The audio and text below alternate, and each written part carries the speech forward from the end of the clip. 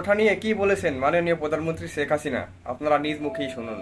যুদ্ধের বিরুদ্ধে আর মুক্তিযোদ্ধার বিরুদ্ধে এত ক্ষোভ কেন? মুক্তিযোদ্ধাদের নাতিপুতিরাও পাবে না, তাহলে কি রাজাকারের নাতিপুতিরা পাবে?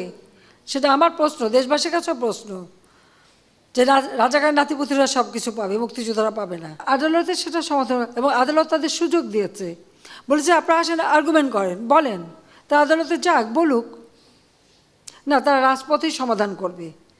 আর আমাকে বলছে, আমি সত্যি কথা বলতে কি, আদালত যখন কথা বলেছে, আদালতে যখন চলে গেছে, তার যখন রায় হয়েছে, তো সেই রায়ের বিরুদ্ধে এখন এই মুহূর্তে আমার তো দাঁড়ানোর কোনো অধিকার নাই। এটা তো আমার সংবিধানও বলে না, আমার পার্লামেন্টও বলে না, কার্যপ্রণালী বিধিও বলে না, কিছুই না। যতক্ষণ পর্যন্ত আদালত থেকে সমাধান না আসবে, ততক্ষণ আমাদের এখানে কোনো কিছু করার থাকে না। এটা বাস্তবতা, এই বাস্তবতা তাদের মানতে হবে। আর যদি না মানে কিছু করার নাই।